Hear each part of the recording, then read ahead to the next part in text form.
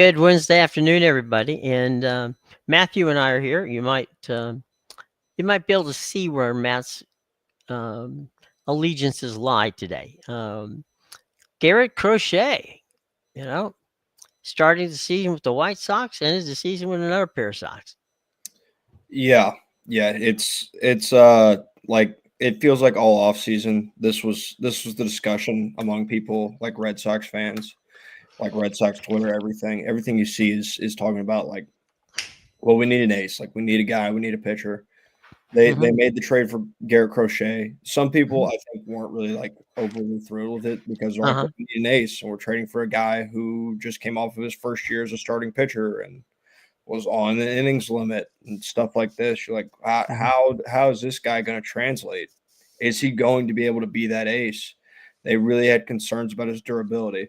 Last night, 117 pitches, no walks, one earned run, 11 Hmm. strikeouts, 7 and 2/3 innings. He said to Alex Cora, I believe he said it was 2 days ago, that when they were sitting in the dugout together, just Hmm. kind of talking over some stuff. He said, "You're going to make one call to the bullpen tonight or tomorrow night, and it's going to Hmm. be happy." And Alex Cora made one call to the bullpen, and it was to Aroldis Chapman last night. And Right. it's everything you could have dreamed of when the Red Sox made this trade back in the offseason. And I mean, he's delivered and then some for the Red Sox this year. Um, it's funny. Chapman can do things that will cause you grief as a fan.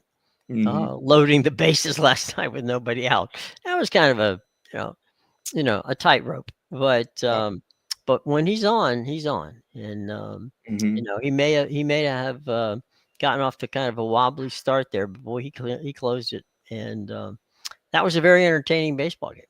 Yeah, like I like just going through and really like there was I know people are really going to be like. There's a lot of people that are ripping Aaron Boone for pulling Max Fried when you watch, and I think it's an easy thing to do in hindsight when you watch Garrett Crochet go 117 pitches and do what he did. Max Fried was not doing what Garrett Crochet was doing last night. Like No, his velo had started to tick down. Garrett Crochet's last pitch was 100.2 miles an hour, right. his fastest pitch of the night. Like it, he's his stamina maintained. Max Fried, he started losing. He got a little loose on the wrist. He started losing some of those curveballs way out wide left, especially to those righties. And he walked a few guys too. So like it, I know you're gonna rip him and be like, well, like he turned it over the bullpen, gave it away immediately. Yeah, but he left with the bases empty. Like Yeah. that's fully on the bullpen there because I don't think he had the stamina to go 115 pitches. He looked like he was losing it a little bit, whereas on the other side, Crochet looked like he still had it at Hmm. at 112, and he was good to push through those last few batters. Um, Max Fried was grinding the last two Mhm. innings. Yeah. You could tell. If you've ever watched Max, and you've watched Max before, Mhm. it was not smooth. It was not effortless. It was grinding. And to be honest, they're lucky he got that far. Yeah. Um, I give him a great deal of credit for his grit and just, hanging in there. Hmm. But that tank was empty. And, it was nothing good was going to happen had they left him in. And it's easy to sit here and say, well, gosh, he pitched all that. Well, he did. But the last two innings, he barely made it. Yeah. And, again, was it something that it wasn't a lack of talent or a lack of wanting to get it there. As a matter of fact, as I said, I give him great credit for making it that far Hmm. because he didn't really have. After about the fourth or fifth inning, his stuff was just starting to go, and it really. Yeah, I mean, you can tell if you've watched the guy pitch that when a guy's grinding, he's grinding, and you got to give him credit for grinding. He gave the Yankees everything he had, and Yeah. and the same thing was Crochet in the Red Sox. Yeah. Those two pitchers gave everything they had, and what else? You turn the game over to the bullpen. If the bullpen screws up, you can't blame the starting pitcher. Yeah. And like people were really ripping Luke Weaver, but I think less than that. They're like, well, he gave up a walk to Cedar Rafaela, who ranks in the Right, 90th percentile of swing rate in the MLB. Like right. he's a strikeout guy. you have to really like. But that's one of the best at bat Cedar Raphael has had all season. The ability that he had to be able to come back from, I believe it was 0-2, Yeah. and that walk. Like he did a really good job staying disciplined on a lot of pitches that Cedar Raphael normally swings at. Like I can tell you, I've watched him all season. Like there's some pitches that Hmm. we were through that Raphael normally swings at and Right. didn't last night. Like you can say, well, it's the Yankees bullpen. Like he didn't swing. He didn't swing, and then you give up two singles. One of them turns into a double because Aaron Judge can't throw the baseball. Right. So, like I think there's a lot of things, and I know like I've seen it a lot. They're ripping Aaron Boone on Twitter. I don't think there's much more that Aaron Boone could have done. I thought he managed the game really well. I was confused by the addition of Jazz Chisholm late in the game. Yeah. Like it Are you getting better defensively when you plug him in? Not really. You're getting the matchup against Aroldis Chapman anyways. Like Hmm. that's what you're setting up. So it was like if you're not going to start the game with him in, why are Right. you bringing him in late? Like it just doesn't, Yeah. because it created that lane of lefties. Because after the three singles, Hmm. Chapman got the strikeout, but then he got a flyout Hmm. from Jazz, and then he got Grisham after that. So he had to get through one righty with the bases loaded, and then he Right. gets a lane of lefties because of the subs you made. Right. I think that was more of a blunder than not starting Jazz in the first place. Yeah. I mean, there's also, um, you know, in the history of playoffs, there always seems to be a guy who's unheralded who steps up and gets a big hit. Mm-hmm. It's goes way back, way before, past into the old World Series in the '60s and the '50s. Somebody stands up and somebody does something. I mean, even the great perfect game that Don Larson pitched, right? Don Larson was a 500 pitcher his entire career. Mm-hmm. He wasn't even supposed to start that game. He didn't know the night before that the next morning Casey Stengel was going to tap him on the shoulder and say, "Hey, guess what? You're pitching today." And perhaps maybe that's the reason he got the perfect game. Mm-hmm. But there's always somebody, some character that we don't know. You know him if you watch the team, but you don't know where. If you had to say, "Well, this guy's going to get to hit that wins the game," you wouldn't say it. But they come through in times like this. There's always somebody, and in last night he was the man. Yeah, yeah, and like looking ahead to tonight too. I Hmm. I think it's interesting because the Yankees feel like they're in a tough spot because the Red Sox are a team that's had the Yankees number all year. I don't like Hmm. no one. I don't think anyone in New York's gonna. I don't think anybody's gonna dispute that. Like just Hmm. objectively speaking, it's what's been happening. And tonight the Red Sox have a guy going that has a career. I can't remember if it's 1.44 or 1.14, Hmm. but regardless, he's got an ERA below 2 Hmm. when pitching in Yankee Stadium. Brian Bayo's going for the Red Sox Hmm. versus the guy for the Yankees who's carrying a 6.59 career postseason ERA, and Carlos Rodon. Right. So it's an interesting scenario because you feel like the Yankees' backs are against the wall. Like as the way where I'm at and the way I Hmm. feel as a Red Sox fan, is like it still feels like we're supposed to lose this game, like we're supposed to lose this series. Hmm. But like it, I'm almost having trouble like convincing myself that yeah we can do this, like yeah we can win. Like it feels like it's been that long since 2021. Hmm. But with Alex Cora and what he does managerially, like I loved the management of the bench. Like he kept Hmm. waiting on his lefties and waiting on his lefties, and Hmm. the second that bullpen goes in, lefties go out. Hmm. Wilyer Abreu and Nathaniel Lowe straight off the bench. Like, come Hmm. on, let's get in this baseball game. And it's perfect because they're the back end of the Yankees bullpen goes Luke Weaver, Devin Williams, David Bednar, Camilo Hmm. Doval. That's four righties, and then Tim Hill is like your lone lefty that they Hmm. really feel comfortable throwing. So it's a scenario where it feels like, yeah, you can bark at Aaron Boone for getting outmanaged, but Aaron Boone's guy couldn't go 117. He doesn't have that guy at the back end of the bullpen that after his guy goes 117, you can say, hey, go an inning in a third.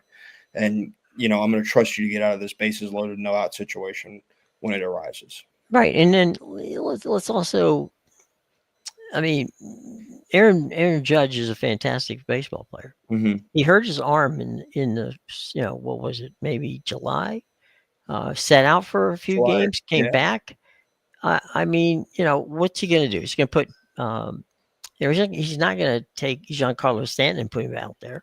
I mean, Mm-hmm. that would be, that'd be even worse. So, you got the players, you do what you do. You don't take a guy who's, arguably an MVP candidate out of right field just because he Mm-hmm. can't throw. I mean, you just pray to God that you don't have to, that he doesn't have to throw anybody out.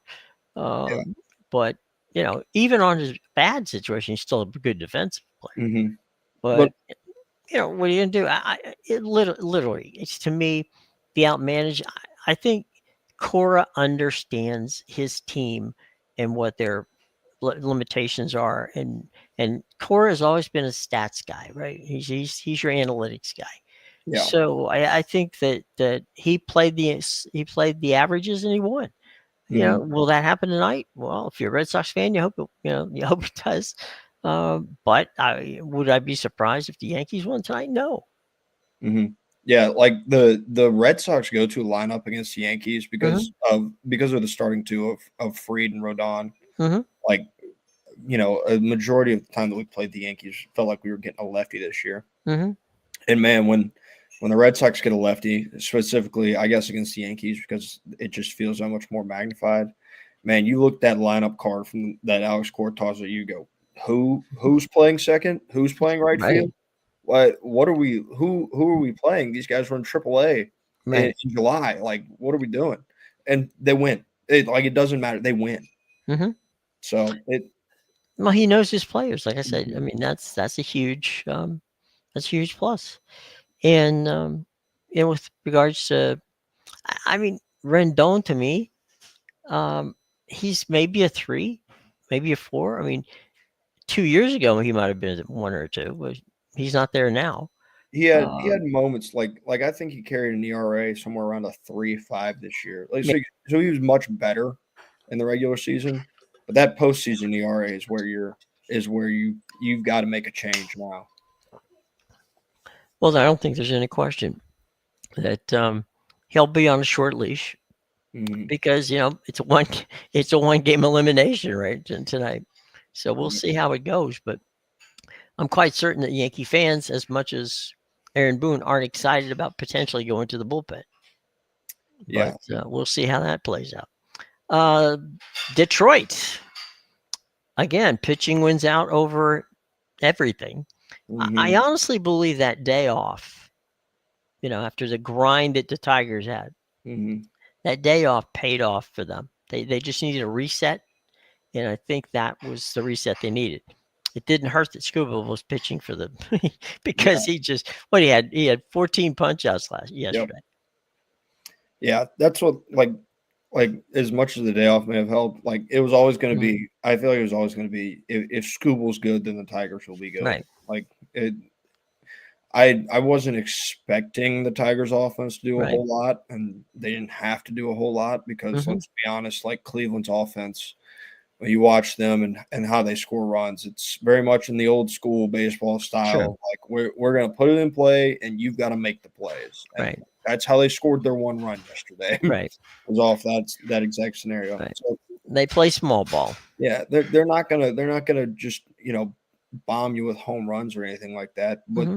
they find ways to score runs, but Hmm. you like they're not going to score a ton of them either. It doesn't Hmm. always feel like this is a very manageable offense to get by. Hmm. Now, will the Tigers get by it? I don't know. You got to win. You got to win one more, Hmm. but We'll it we'll was see. dream start for Detroit just in Hmm. terms of having Scooble do that because when they won, I think it was when they won last year in Houston, like nobody picked them to win that series. God knows I didn't pick them to win that series. Hmm. Um, and so it was Scooble going, and giving Mhm. you that performance that worked. Like their offense scratched enough across enough runs, Mhm. and Detroit's pitching led them to the promised land last year, Sure. and they won the playoffs. Well, they did well yesterday. We'll see how well they do today. What I was surprised though, in that particular, it had nothing to do with the game, as a matter of fact. It had to do. There's 29,000 people in Cleveland, and I Mhm. thought, Cleveland's a good baseball town, and normally, they're going to sell out, and everybody's going to represent.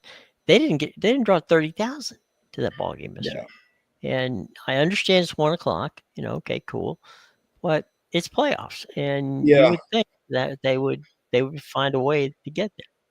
yeah. You would think, but I will say that 1 o'clock on a Tuesday is like a tough time to have Yeah, a playoff baseball game. Like it's one thing if you like rolled into the month of October right. and you're like fully in the month of October and you're the Mhm, DLS or the CLS or LCS, LDS. There we go. mhm, there you go. Had the flip flop there. Then you can like get people to buy in. You're like, man, this is a 3 game series. Like we're it doesn't even necessarily feel like we're all the way in the playoffs yet. And you're asking me to come out at 1 p.m. on a Tuesday. Yeah, I don't know. I don't know. They sold out Wrigley Field, Well, um, in the afternoon. And I'll be honest, I thought the Padres would fare better, but the Cubs, hmm the Cubs didn't disappoint the home folks. They went in, they played the game. It was like an entirely different Cubs team from what we saw last weekend when they couldn't beat anybody. yeah. I mean Matthew Boyd went out there and pitched a fantastic game. Only gave up a run. Mm-hmm. Let's double check and make sure it was Matthew Boyd. Yeah, Matthew Boyd. Mm-hmm. Four and a third of 1 run baseball, and then your bullpen comes in and gives you 4 and 2/3 Mm-hmm. of no run baseball. Yeah. Like that's the Cubs bullpen isn't exactly like it's good, but it's not Mm-hmm. exactly the strength I would say of Mm-hmm. that team. Like you figure if the Cubs are going to have to win are winning this series, they're scoring runs because the offense is by far the like the strong point of their team. And they didn't have to score runs. So it was I think as a Cubs fan, it gives you hope just because like hey, we're able to win a baseball game in that way. Like Mm-hmm. that's not how we really are normally Not how winning. you're built that way, but Yeah. yeah. And we won that way. So that's promising. And Mm-hmm. also the lack of production from the top of the San Diego lineup is a very real problem that if it doesn't show up again today, they're going Mm-hmm. Right. They're paying those guys a lot of money at the top of that lineup. So hmm we'll see. Uh, Shohei takes his first at bat and decides, okay, let me make a statement here. Boom, it's gone. Um, he didn't have the kind of postseason last season that he wanted, hmm and I think he's starting off this season pretty good. He's scheduled for a game 3. I don't think he's going to have to pitch. Yeah, I don't think he is either. I'm gonna go check the matchup here Hmm. because I'm 98% sure. Yeah, so it's Zach Littell over against Yoshinobu Yamamoto today. Hmm. Like this is a spot where you expect Yamamoto to pitch Yeah, like the guy that you paid $325 million for. right. Like this is his spot, and they're minus 270, which in baseball feels like you're trying to climb just this giant mountain of how Mhm. big of a advantage. Excuse me. Yeah, 'Cause, I like, think. you, Go you ahead. I'm sorry. you can like have a clear advantage in a pitching matchup and be like a better team and still only be like minus 180. So Right. minus 270, especially in the playoffs, is like a mountain. Yeah. It's ridiculous the gap that Vegas thinks you have. Yeah. And the thing is, you know, the Dodgers are built for the postseason. That's just the way they are, hmm and they've been there, and that means a lot. And the Reds was a nice little story. They hmm they they chugged it out. They got in. They beat the Mets to get there. hmm So yeah, that was a great story. The story, however, I think is going to end this afternoon in in Los Angeles because I just don't think that they have the firepower to play baseball against the defending defending world champions on national champion.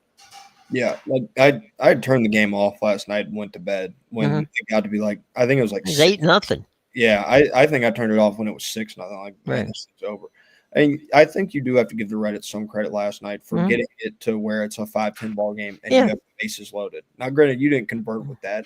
Right. Like you made them feel you, and if nothing else, maybe you take a little momentum into that and like hope for something good. But again, since this format became permanent in 22, Mhm. no team that has lost the first game went on to Mhm. win the series. It Right. hasn't happened yet. So, Yep. I think too that in the case of the Dodgers, they didn't have to touch any of their key relievers last night, mhm, and they just went in and so they gave up the.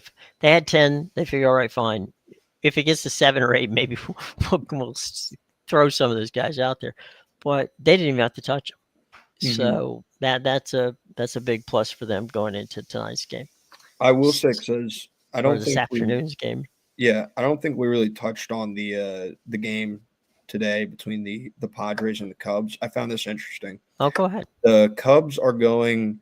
I I haven't like I want to look it up and see for sure, but the Cubs are either going with a bullpen game or an opener, and I don't Hmm. know which it is because Andrew Kittredge is listed as their starter right now against Dylan Cease, and so Let me. I'm just gonna go to the Cubs um, site and see if they're saying anything about it. So you think they're going to go with a bullpen game? it's either a bullpen game or an opener. Like I'm not sure. He Kittredge pitched an inning yesterday, Uh huh. and he's been a bullpen guy all season. I don't know why they would. I don't know where they would Yeah. legitimately I stretch. don't. They don't have a pitcher listed. Um, Okay. See which on it like I'm just looking on the ESPN app. They've got right. that's where they've got Kittredge listed. Hmm. So Well, he may be. I yeah, mean, but the Cubs do not have anybody listed at the moment yeah. on MLB site, which is uh, we'll see. I Which I mean, think is a larger issue moving forward for the mm, Cubs. If like assuming they were to win this series and right. maintain the trend of wild card game one winners winning the series, they have a real issue in their starting pitching depth. Hmm. And how thin is that bullpen going to be stretched out in order for you to make it to the World Series per se? Well, if you look at it and you were a Cubs fan over the season, right? They were incredibly competitive. They were in first place for a Mhm, number of weeks. But then things started to turn. The pitching didn't get there. Milwaukee started playing much better baseball, mhm, and so at the end of the day, the Brewers win the division.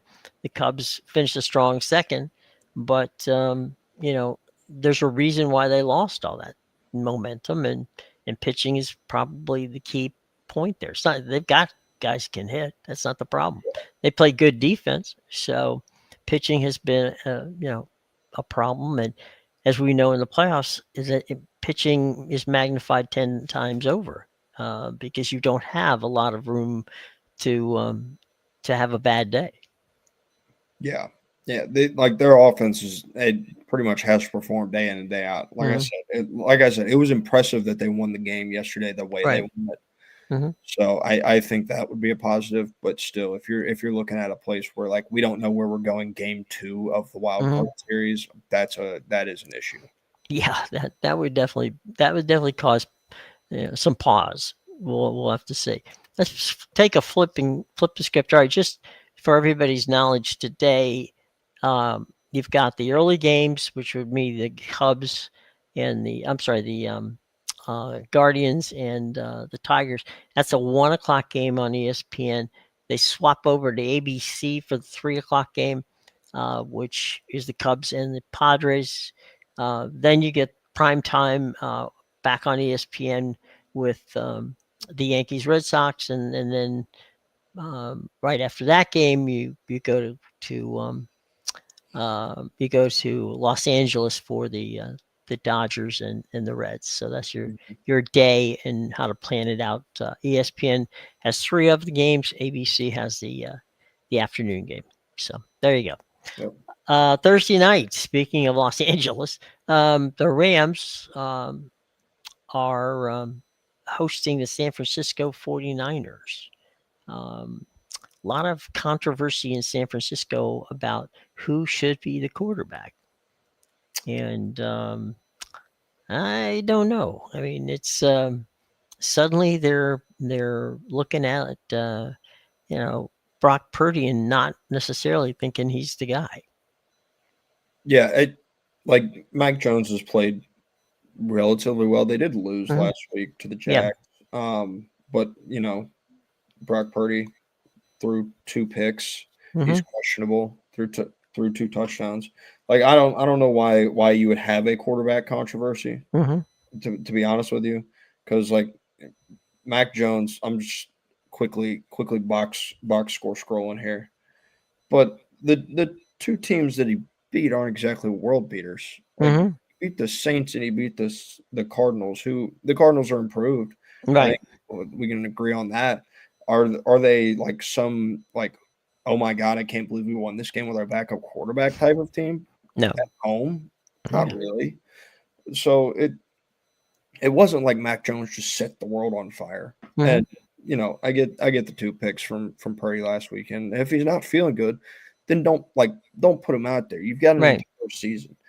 I you I think the thing that I wouldn't understand from this standpoint is if you've got the guy who you believe is your starter and your guy for the season, but you've also got a guy sitting on the bench that you trust. Why not let him play the games until your guy that you want in for the majority of your season is really ready to go? Like Hmm. why would you push it in a sense to where you're back, like you're sitting here and you're all of a sudden he's questionable again after he played last week? Right. Like give him the time that he needs. Yeah. No. And I don't think that. I mean, I think Brock Purdy, whenever he comes back, will be fine. Yeah, You well, know. Brock Purdy played last week. No, I understand. What Yeah, I'm saying is when he gets himself right. yeah, Uh, if if they needed to hold him out, Kyle should have held him out in another game. yeah, and And because this game against the Rams is important. yeah, and it does. I'm looking at his season numbers. He's Hmm. thrown four touchdowns and four picks. Hmm. He's even on the touchdown interception ratio, which isn't Okay. good at all. No. And then you got your wide receiver one, Ricky Pearsall. He's also Hmm. questionable to go tomorrow night. So it feels like the 49ers are going to be fighting an uphill battle. I think the Hmm. line is sitting at, yeah, it's at 6.5 now for the Rams. It opened at 3.5 for the Rams. So there's been a lot of A money. lot of money going the other direction. Yeah, Yeah, that's a definite tell. Um, yeah. quick, quick question. We have another Sunday morning game. This time in London, Hmm. Minnesota and the Cleveland Browns. Kenny Albert and Jonathan Vilma on the call for the NFL Network. Uh, How how do you think? I mean, among your friends and such, how's the Sunday morning games going over? Like I was, to be honest with you, last week, and I was frustrated. I was frustrated because I woke up at 9:30, 10ish, Hmm. and I went to bed. My starting lineups were set. Everything was good. Jalen Warren was out. Like it Hmm. was like an overnight. I think he got ruled out at like 5 or 6 a.m. Hmm. Eastern time.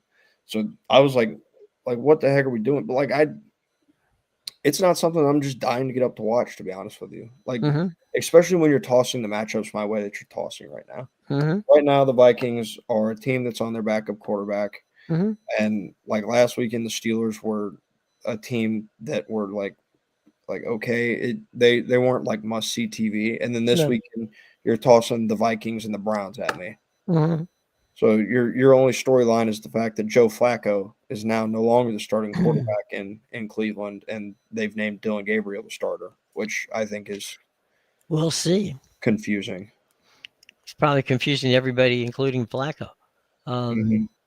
but yeah, I mean, I don't get excited about the 9:30 games. I mean, it's just you know, it's like, look, guys, we got a whole day worth of football. Hmm. If what the other thing is to me that would be absolutely nuts What if you're in California? I mean, you're at 6:30 in the morning to watch a game No, between two mediocre football teams. no, yeah, it's no. It, like it's just you're missing. I know what they're doing with the in terms of Mhm. the international outreach, and like that's the reason that they're doing it. They're trying to grow their Right. brand better internationally, right? But doing so, you alienate a lot of like your customer base on for now. Granted, it's only for one game, but still, like there's not a lot of people that are getting up and like, all right, just had a long day of college football. Can't wait to get up at 9:30 Mhm. and be ready for this football game because especially when they're not like exciting teams. I think that's the biggest thing that Right. the NFL has to know. I know that it's like we don't want to take some of these good teams out of like this precious primetime slot. Mhm. But if you don't give people a good matchup, you're not incentivizing them to get up and like Right. make an effort to go watch this game that's starting 3.5 hours earlier than all of the other ones. Well, the thing to me would be, and I know this from knowing people who have season tickets to many different teams. You know, they're not happy that they lose an extra game, which would have Mhm. been a home game, Yeah. and secondarily, they're upset because they have to then get up and watch the game because being flex, even if you're flexed on Sunday, right? Mhm. You got everything set for for a 1 o'clock game, and suddenly you find out that game's at 8:20 night. Well, Mhm. you're in Georgia. You know that a lot of the fans that go to the Falcons games come from all over the state of South Carolina. They come from Alabama. They come from all over the South.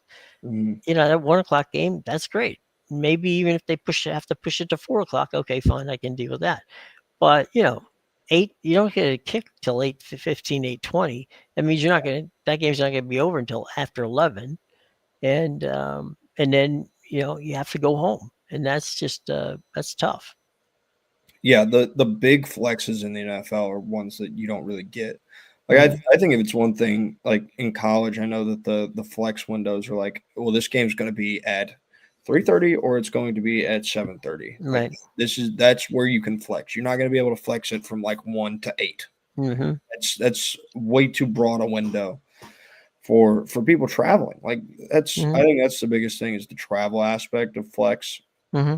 that I don't really appreciate. Oh, and I have another note going back to the playoffs here in a second that Okay. I'll get back to. But yeah, no, the flexing like it.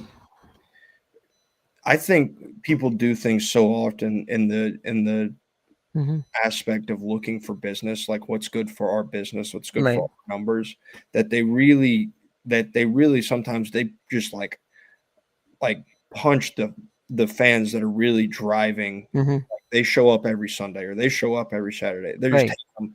They're looking them in the eyes and they're punching them in the chest and walking away Hmm. with some of the stuff that they do. Well, you know that we used to sit on the phone on a Monday morning and listen to, okay, this is the game that's the national game.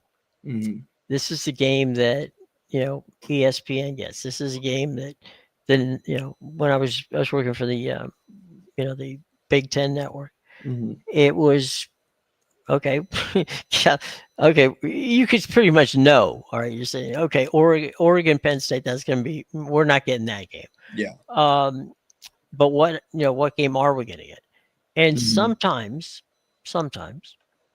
we ended up with a game that was better than we thought Yeah. because they decided that, let's say Mississippi wins, like they did last week. Mhm, So so the network decides, oh, wait a minute, that was a 1 o'clock game, or a noon game. We're gonna flip it to 3:30, mhm. and you're like, okay, that gives us an Alabama game or a Georgia game that we would not have had.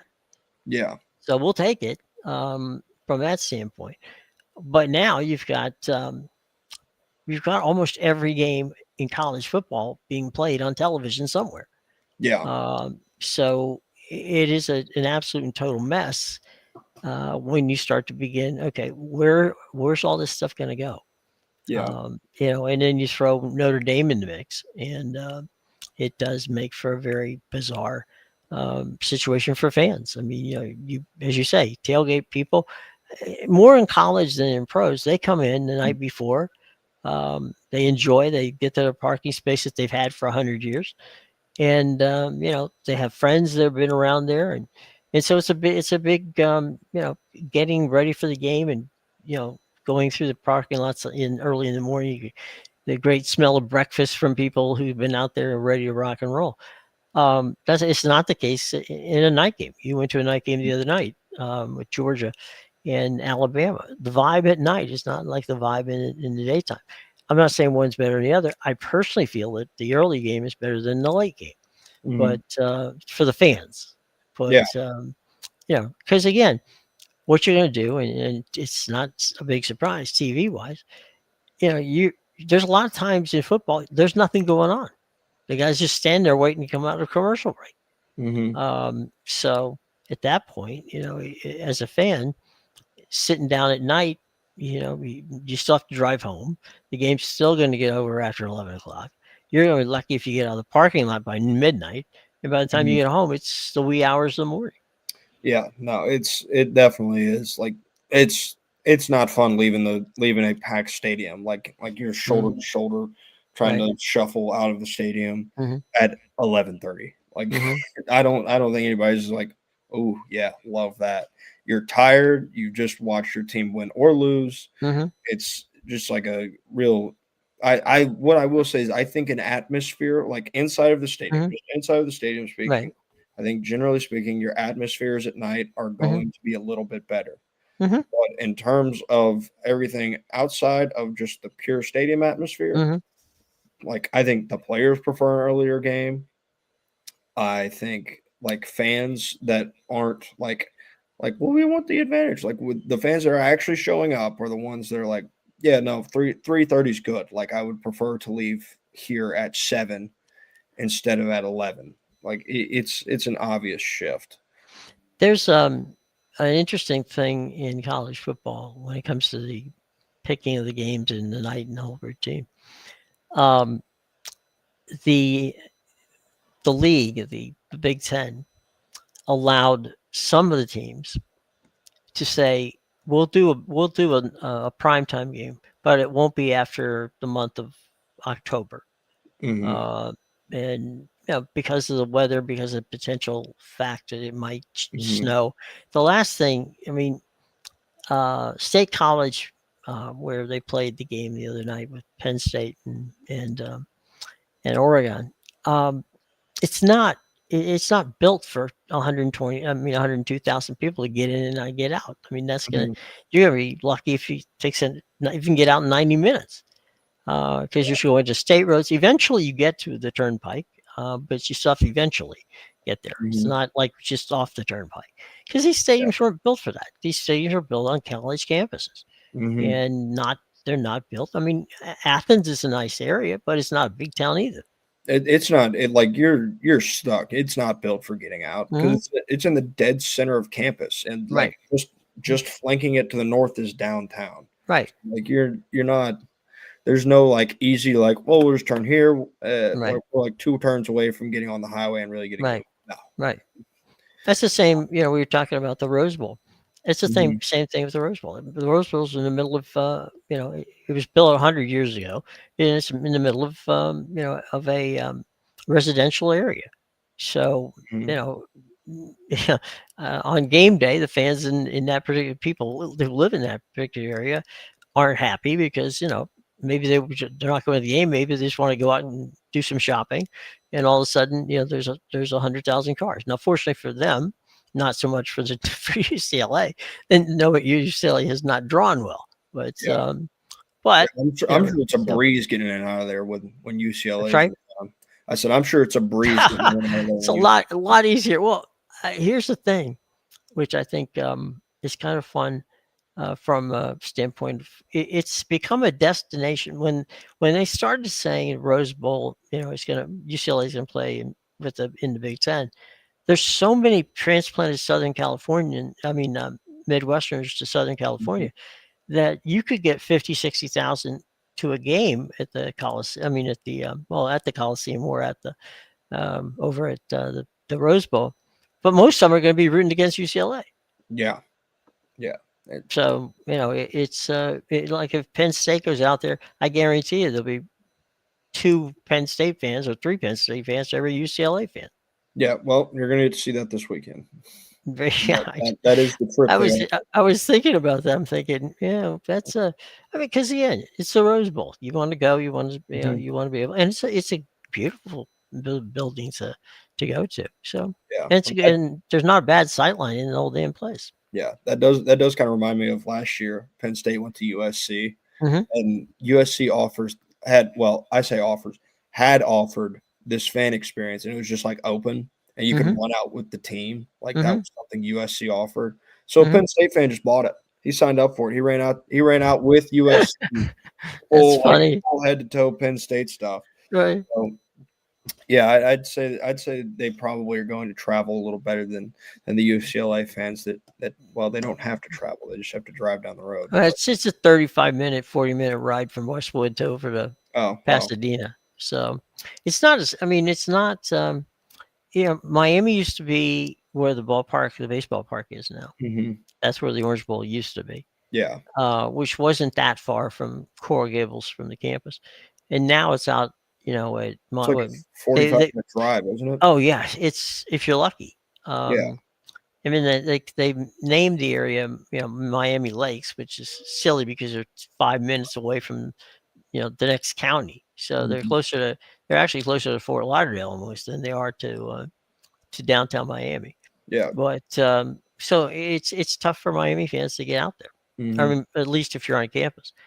But oh, so yeah, there's that situation. There's the situation with UCLA. mhm. You're making it hard if you just want to go to the game to go to the game.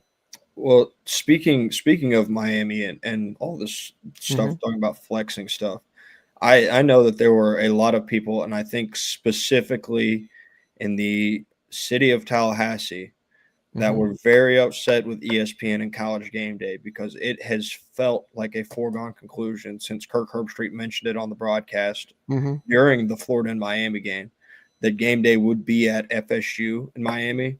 And then they Hmm. made the shift on late Saturday to go to Alabama Hmm. when they were playing Vanderbilt. Right. And like it drove a lot of people crazy. Like you had like official releases from like certain people within the university Hmm. supposedly. And this is all stuff that you see on the internet, so take it with a grain of salt. That like we're like, yeah, college game day's here. Like go ahead and like get in, like go ahead and start applying for your tickets or whatever. Hmm. And they just flipped it around all because FSU lost on Friday. Like Yeah. the It's Bama has one loss to FSU. Why are you going there? Like yeah. this is a legitimate matchup with stakes for the ACC title on the line, Hmm. Right. and they said, eh, why not? Yeah. Let's Why let's not just go go close? over to Alabama because we haven't been there, and Yeah, we what don't have to pay Paul Feinbaum any money to go. yeah, what was it like? Maybe 12 months since they've been there. Like Yeah. they went there last year. I'm 98. What I know they went there last year. Let me rephrase that for uh, Georgia. a little inside baseball here. They meaning the conference and ESPN um, try to give the schools 3 weeks notice to say Mhm. there's a very good chance we're going to do game day there.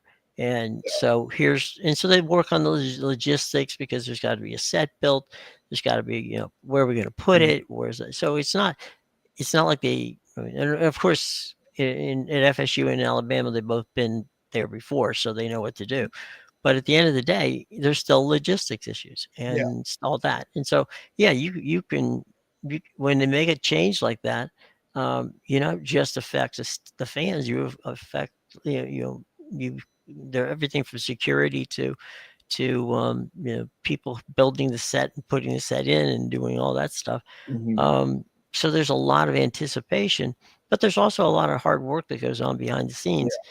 to make it. And the fact that they just kind of pull the plug and go, okay, we're going out to Alabama, Yeah. um, to Tuscaloosa. I don't see where that's going to register. Uh, I mean, Vandy's a nice story. I mean, there's no question Mhm. about that. Alabama wins. Okay, cool for them. Yeah. But I mean, this is the game of the year in the ACC, and the game of the year uh, on Game 5 is pretty amazing from that Yeah, standpoint. So why would you not want to just stay with it and yeah. and go for it? Because Vandy and Alabama are not going to move the needle at all. No, no, they aren't. Like it really is like there's right now. What is it like? Georgia Tech is really like the third best team in the Hmm. ACC. Yeah. I think people would probably say. So like it feels like these two are currently the class of the ACC, Hmm. and you just drop them for yeah, Bama beat Georgia last weekend. That's a really good win, but Hmm. and Vanderbilt's like handled their business. Like Hmm. that's all they haven't been. They've been really good, but they haven't been like wow, like this is a world beater Vanderbilt team. They've been a really good Vanderbilt team. They've been a Vanderbilt team that has reinvented themselves compared to what Vanderbilt used to be. Hmm. I don't think anybody's expecting Vanderbilt to go into Tuscaloosa, Alabama, and win this football game. Like I'm Hmm. pretty sure the spread is double digits. Right. Well, the other thing too is for the better part of 4 weeks, you've been promoting these two teams, Florida Yep. State and Miami. You've had them on television, either in any number of different windows. Hmm. Um, to pull the plug on game day makes no sense. Yeah. It just because again, the Alabama Vanderbilt, yeah, Vanderbilt beat Alabama last year in Nashville, Hmm. and we all remember them tearing the goalpost down, throwing it in the river. Hmm. That's whatever, fine, great, but it's not going to. I suppose if Vandy were able to upset Alabama at Tuscaloosa, that would be a big thing. But you're But really that's not there's like no it's hard to sell Vandy. yeah, it's not going to drive people into Tuscaloosa or to turn on the No. TV to see game day at Tuscaloosa because Vandy might upset them. Like the upset itself would stand alone, separate of where your destination was. And Yeah. nobody was going to point and be like, should have been there this week if Vandy were to have won that football game. Like it's not one of those where you're like, wow, look what game day missed out on showing up to. But here's my argument here is if you're going to do that, do it at Vandy. Yeah. Okay. Uh, Vanderbilt's going to play some tough teams down the line. Hmm. So why, you're highlighting the game because of Vandy beating them last year. Okay, that's a nice storyline, but it's not worthy of taking your premier program for college football and sticking it in Tuscaloosa when the actual crowd and the audience that's so invested in it's in Nashville. Yeah, I could have fully get behind this. This is where Vandy goes. So Vandy plays Alabama this Hmm. weekend. On the road. They've got to bye, and then Hmm. they come home for two games in a row. And those two games are against LSU and Missouri, both ranked teams. Yeah. Save it. Like save the trip. I don't know what else you got on that weekend, but save that trip. Like I Well, no, you've got two options, right? yeah, So even yeah, if you had another game, you could still get a good game out of it. yeah. So like there's two. You've got two options right there where you could have gone to Vanderbilt. Hmm. It again, it kind of depends on the slate. But Georgia and Ole Miss is an option, but you don't know Sure. what the teams are going to do. Or heck, save Bama for Week 8 when Hmm. Tennessee comes to town. Like Right. third Saturday in October is a heck of a Right. better selling point than Vandy. Right. With all due respect to Vanderbilt. So like you have these other options, and it just felt like they looked at the schedule, and I don't know, maybe Kirk Herbstreit just didn't want to face Tallahassee.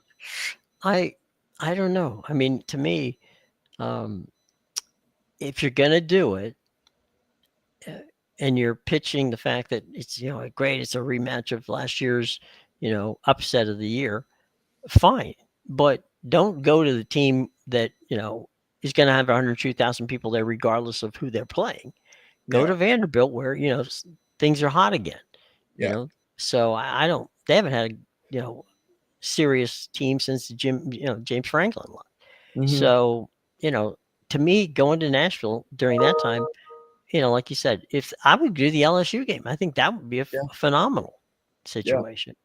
Uh, But you or know, or and when it comes to the Miami and FSU side of hmm things, if you think that you're not going to go there if like Florida State were to lose, I know they were favored by like 7.5 points right, against Virginia, but like it could always happen. Don't announce it hmm on your broadcast 2 weeks prior. right, Like don't be like, hey, I think we'll be there in a couple weeks. Because that was the remark that Kirk Herbstreit made in reference to like Miami FSU when right. he brought it up on that Florida Miami broadcast. It's like I think we'll be seeing them soon or something Well, like that. and the other thing, and before we get out of here today, so people can go watch the first game Mhm. of the playoffs, um, is that the history of Miami and Florida State going all the way back to the Yes. Bowden and Jimmy Johnson and Bowden and Dennis Erickson, Bowden and the entire group. Um, I mean, you can play on that. I mean, Mhm. you could bring in Ed Reed, you could bring in different players who played in that game. There's a history there. There's no history between Vanderbilt and Alabama. Not to There's a mention, one game history between yeah, Alabama and Vanderbilt. and you've got the selling point of like look at what Florida State was last year. Hmm What they've came from, where they are now. Like I get that they lost the game, and that was hmm probably one of their main selling points of like look at what FSU's done to bounce back. And when they Right. lost it, I feel like they may have thought they lost that selling point a little bit, Mhm. maybe. But still, like it's like you strip away the fact that Florida State lost it. Like yeah, okay, whatever. It's just hands down such a better game and a better place to go. I think, quite Mhm. frankly, than Tuscaloosa is this weekend. Like it makes no sense to have the destination seemingly set and then change it on a whim to a game that people are going to watch. Like I'm not. I can tell you this. I'm gonna do my same watch guide write up Mhm. that I've been trying to do, Mhm. not successfully, about like what games to watch. Mhm. I'm not putting Alabama Vanderbilt on TV one. Right. Like that's not a game that I'm dying to have on my first TV, to be honest No. with The other thing too, and you know, being around Florida for a number of years, the game between Miami and Florida State has always been bigger to those two teams than Alabama than Florida State and Florida. you. Mhm. Florida's big rival's Georgia. It's not Florida State. You can try to sell that all day long; it's still not going to work. Yeah. The rivalry is between Miami and Florida State. Mhm. And that was because, if you remember, Yeah. everybody knows from the later 80s all the way to the early 2000s, that game, in some regards, made the winner The basically the championship. odds on opportunity for a national championship. Mhm. So as I said, there's a history there. You could sell it. Mhm. Yeah. Um, there, the um, Alabama Vanderbilt thing just doesn't make any sense at all.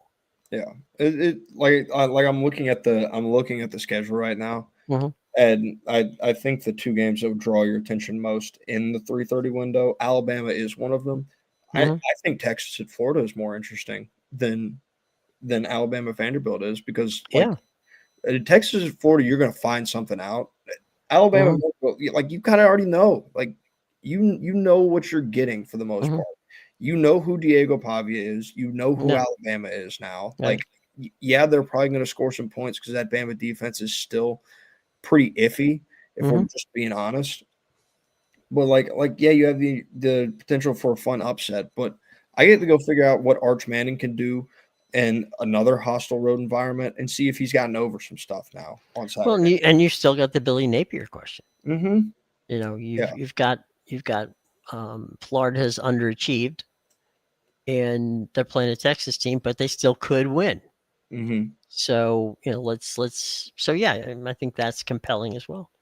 But um, no, sometimes you just have to wonder. And the same thing, frankly, is the case with the big noon broadcast situations. They've Yeah. gone to places where you're like, what the hell are you doing in Michigan State when Michigan State isn't Yeah. is relevant? It looks to me like they're just rotating through through the conference just to make everybody in the conference happy. Hey, we'll come see you at some point this week. Just give us a little time. We'll get there. Yeah, Pretty much exactly. their pitch. Pretty much their pitch. Absolutely. We'll get you one day. Yeah. So Well, anyway, you said you had something to talk and about with yeah, regard to in the. ending little like rant or like curiosity, because I think you'll know better Mhm. than I on this.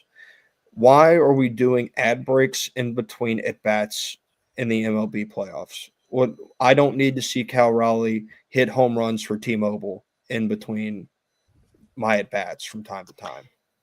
Um, they we're talking about the Major They're League like, Baseball and the networks. yeah, It's basically you're talking about the split screen, right? Where yeah. the We're guys, like a guy yeah, just got out. He's walking right, back to the dugout. They're like, all right, quick little side by side ad break. right. We'll pop in a 15-second Mhm, ad. Yeah, it's that was something was Fox started to do that early, mhm, and then the rest of the networks picked up on it. mhm. Um, they figure, all right, you have time, we can sell these in game spots.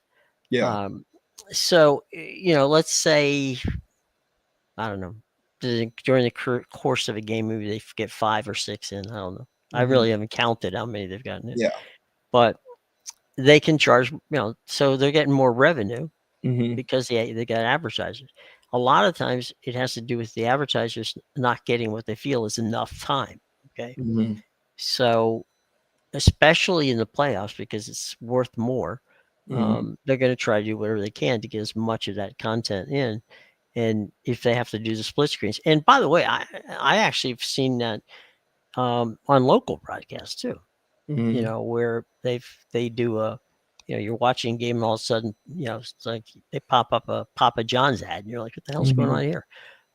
But they stay split screen, so you don't miss anything.